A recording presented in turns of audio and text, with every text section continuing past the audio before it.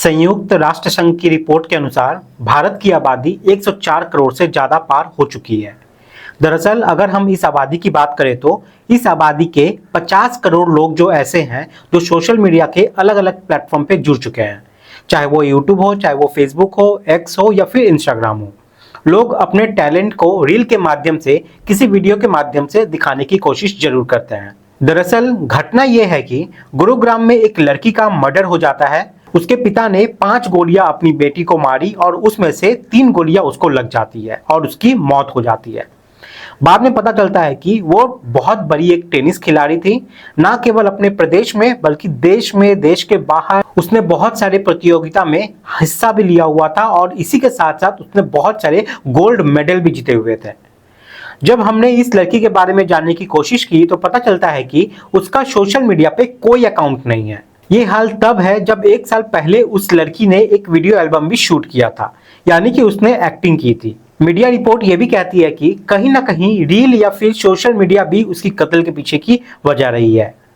मगर आज की कहानी के माध्यम से हम यही समझने की कोशिश करते हैं कि आखिरकार ये जो टेनिस खिलाड़ी थी, जिसकी देश के अच्छे खिलाड़ियों में गिनती होती थी, उसके कत्ल क्यों होता है, उसके कत्ल के पीछे की क्या कहानी है।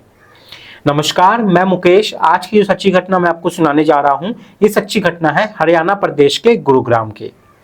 गुरुग्राम के सेक्टर 57 के सुशांत लोक सेकंड में 156 नंबर मकान है।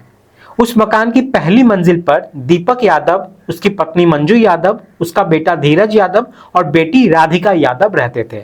और उसी मकान के ग्राउंड फ्लोर पर उनका छोटा भाई कुलदीप यादव, उनकी पत्नी सीमा यादव, उनकी बेटी अनमोल यादव और उनका बेटा पीयूष यादव, ये फैमिली ग्राउंड फ्लोर पर रहते थे।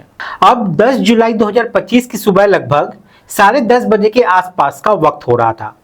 इसी बीच में पहली मंजिल से एक के बाद एक धमाके की आवाज आती है। ग्राउंड फ्लोर पर कुलदीप यादव मौके पे मौजूद था। कुलदीप यादव ने तत्काल प्रभाव से अपने बेटे पीयूष यादव को कहा कि ऊपर वाली मंजिल से कुछ अजीब तरीके की आवाज आ रही है, ऐसा लग रहा है जैसे रसोई में कुकर फट गया हो। तुरंत ही बाप और बेटा दोनों दौड़ते हुए सीधा पहली मंजिल पे जाते हैं। जाकर देखते हैं तो उनका बड़ा भाई है दीपक यादव, वो आराम से बैठा हुआ है, बदहवास हालत में है और कुछ कहने की स्थिति में नहीं है। जो भाभी है मंजू यादव, वो भी बदहवास हालत में बैठी हुई है और वो भी यहाँ पे कहने की कोई स्थिति में नहीं है। फिर वो देखते क्या है कि ड्राइंग रूम में एक लाइसेंसी रिवॉल्वर पड़ी हुई है। अब रिवॉल्वर को देखते ही यहाँ पे अंदाजा लग गया था कि यहाँ पर इस घर में कुछ ना कुछ अनहोनी हुई है। तभी उसके चाचे की नजर पड़ जाती है रसोई में, जहां उसकी भतीजी राधिका यादव की लाश पड़ी हुई थी, वो भी खून से लथपथ। यह सुबह 10:30 बजे के आसपास की घटना थी। अब कुलदीप यादव करे तो क्या करे, समझ नहीं पा रहे थे। अपने भैया से कुछ पूछते हैं तो भैया कोई जवाब देने की स्थिति में नहीं थे। भाभी से कुछ पूछते हैं तो भाभी भी कुछ जवाब देने की स्थिति में नहीं थी। अब इसके बाद तत्काल प्रभाव से अपनी भतीजी को एक हॉस्पिटल में लेके जाते हैं। हॉस्पिटल का नाम था एशिया मोरिंगो हॉस्पिटल। वहां इलाज शुरू होता है, लेकिन डॉक्टर उसे देखते ही कहते हैं कि हम इसे बचा नहीं सके, आप इसे लाने में देर कर दी। अब यहाँ पर हॉस्पिटल से नजदीकी पुलिस स्टेशन को फोन कर दिया गया था। सूचना मिलने के बाद एसएचओ विनोद कुमार अपनी टीम को लेकर मौके पर पहुंच जाते हैं। डॉक्टर यहाँ पे बताते हैं कि इनको 3 गोलियां लगी है। एक गोलियां इनके गर्दन में लगी है और 2 गोली इनके पीठ पर जाकर लगी है। जांच पड़ताल में पता चलता है कि ये राधिका यादव है, जिसकी उम्र लगभग 25 साल के आसपास है।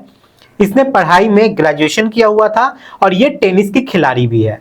इसने लगभग 57 बड़ी प्रतियोगिता में हिस्सा लिया था और 57 में से 18 ऐसे प्रतियोगिता थे जिसमें उन्होंने गोल्ड मेडल जीता था। उसकी अंडर 18 टीम में 75वीं रैंक थी और AITA महिला युगल में उनकी 53वीं रैंक थी। अंतर्राष्ट्रीय टेनिस महासंघ ATF की रैंकिंग 113वीं थी, यानी कि ये एक बहुत बड़ी खिलाड़ी थी। फिर पता चलता है कि लगभग 3 महीना पहले वो टेनिस खेलते खेलते चोटिल हो जाती है। चोट यहाँ पे कुछ ज्यादा लग जाती है और चोट ऐसी लगती है कि भविष्य में शायद वो ज्यादा अच्छा नहीं खेल पाए। इसलिए एक दिन उसने अपने पिता से बातचीत की कि पापा, मैं अब अच्छा तो नहीं खेल पाऊंगी, लेकिन मैं चाहती हूँ कि अपना एक एकेडमी हो। आसपास के जो बच्चे होंगे उन बच्चों को मैं खुद ट्रेनिंग दूंगी। जरा सोच के देखिए कि हमारे सिखाए हुए बच्चे नेशनल, इंटरनेशनल लेवल पे जब खेलेंगे तो हमारा कितना नाम होगा, हमारे देश का कितना नाम होगा। उसके पिता ने ये बात सुनी तो पूछा कि बताओ तुम्हारी एकेडमी में कितना रुपया खर्च हो सकता है। तभी बेटी ने अपने पिता को बताया कि कुछ इस तरीके का पैसा खर्च होगा। अब अपनी बेटी के इस सपने को पूरा करने के लिए पिता ने थोड़ी बहुत नहीं, लगभग 2.5 करोड़ रुपए खर्च कर दिए थे और एकेडमी बना दी थी। इसके बाद इस लड़की ने एकेडमी ज्वाइन की और उसमें बच्चे आने शुरू हो जाते हैं। अब इस लड़की के पिता दीपक यादव बचपन से ही अपनी बेटी के हर सपने को पूरा किया था, हर ख्वाब को पूरा किया था। पर ऐसा क्या हो गया अचानक कि आखिरकार बाप ने ही अपनी बेटी को गोली मार दी। अब इसकी जब मौत हो जाती है तो पुलिस 2 बजे के आसपास पिता दीपक यादव के घर पहुंचती है। तब वो देखती क्या है कि उसके पिता वहीं एकदम शांत बैठे हुए हैं। अब उसको पुलिस अपने हिरासत में लेती है। हिरासत में लेने के बाद सीधा थाने लेकर जाती है। अब इधर सोशल मीडिया पर एक खबर बहुत तेजी के साथ वायरल हो जाती है कि एक नेशनल नहीं बल्कि इंटरनेशनल खेलने वाली एक लड़की राधिका यादव, उसी के पिता ने उसकी गोली मारकर हत्या कर दी है। अब पुलिस दीपक यादव को हिरासत में लेकर पूछती है कि तुमने अपनी बेटी की हत्या क्यों की, इसके पीछे की वजह क्या है। तब वो बताता है कि साहब, जहां वो रहता है सेक्टर 57 में, वहीं से थोड़ी सी फासले में ही एक वजीराबाद जगह लगती है। वहां पर वो हर रोज सुबह दूध लेने के लिए जाया करता है। जब दूध लेने के लिए जाया करता है तो वहां के लोग उस पर छीटाकंसी करते हैं।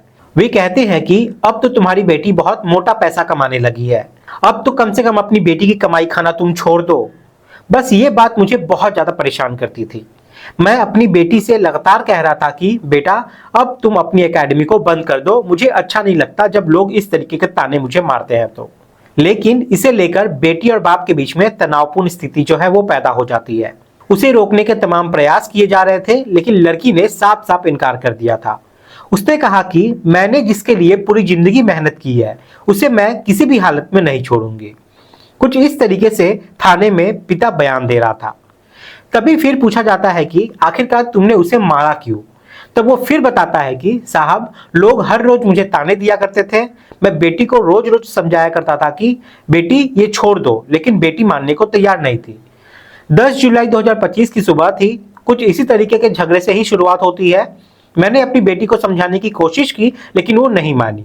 तभी वो गुस्से में अपने लाइसेंसी रिवॉल्वर से लगातार गोलियां चलाना शुरू कर देता है। उसने 5 गोलियां चलाई थी, जिसमें 3 गोलियां बेटी को लग जाती है, एक गर्दन में, 2 पीठ पे, और वो खून से लथपथ हो जाती है। ये पूरी घटना जब वो थाने में सुनाता है तो पुलिस वाले सब अफसोस की निगाहों से उसे देखने लगते हैं। इसके पिता के बारे में पता करने पे पता चलता है कि दीपक यादव एक बिल्डर होता है। लाखों रुपए वो महीने के कमाता है और शायद यही सोच के अपनी बेटी को मना कर रहा था कि तुम ऐसा कुछ भी मत करो। इसका एक दीपक एक्सेसरीज, जहां कार के जो पार्ट्स मिलते हैं, अपनी खुद की शॉप भी थी, जो इसका बेटा धीरज और ये मिलकर दोनों साथ मिलकर चलाता था। मीडिया रिपोर्ट की माने तो जो मां है मंजू यादव, उसने बयान ये दिया है कि वो मौके पर नहीं थी और बेटा भी मौके पर नहीं था। लेकिन जब चाचा बयान देते हैं तो वो कहते हैं कि मां मौके पर ही थी। यानी कि मां का बयान और चाचा का बयान यहाँ पे मैच नहीं कर रहा है। यानी कि मां भी कुछ ना कुछ यहाँ पे छिपाने की कोशिश जरूर कर रही है। फिर पता ये भी चलता है कि ये लड़की अपने घर से दूर जाना चाहती थी। वो अपने कोच से बोली भी थी कि वो चाइना जाना चाहती है या फिर दुबई जाना चाहती है। ये बात उसके एक चैट से पता चलती है जो उसने अपने कोच से की थी और जो चैट सोशल मीडिया पे बहुत ज्यादा वायरल हो जाती है। अब वो वायरल चैट वाकई राधिका की है या नहीं है, ये तो पुलिस की जांच के बाद ही स्पष्ट हो सकेगा। लेकिन मीडिया रिपोर्ट की माने तो लड़की पर कुछ ना कुछ बंदिशें जरूर लगाई हुई थी और लड़की की इसी बंदिशों से वो पूरी तरीके से आजाद होना चाहती थी, यहां से वो निकलना चाहती थी। अब जब सोशल मीडिया पर यह जानने की कोशिश की गई कि इस लड़की के कोई अकाउंट हो फेसबुक पर, यूट्यूब पर, इंस्टाग्राम पर, लेकिन ऐसा यहाँ पर कुछ भी नहीं मिलता है। ऐसा लग रहा है जैसे वक्त से पहले ही सोशल मीडिया के सारे डिटेल्स जो है उसको मिटा दिए गए हों। यहाँ पे एक बात समझ में ये नहीं आ रहा है कि जिस एकेडमी को खोलने के लिए खुद पिता ने 2.5 करोड़ खर्च कर दिए, वो अचानक से उसे ही बंद करने के लिए क्यों कहेगा, और सिर्फ एक ताना सुनी के लिए। और ये कहानी सच भी है कि नहीं, ये कौन जानता है। यहाँ पे कुछ ना कुछ झोल जरूर नजर आता है। हालांकि पुलिस इस मामले की जांच कर रही है।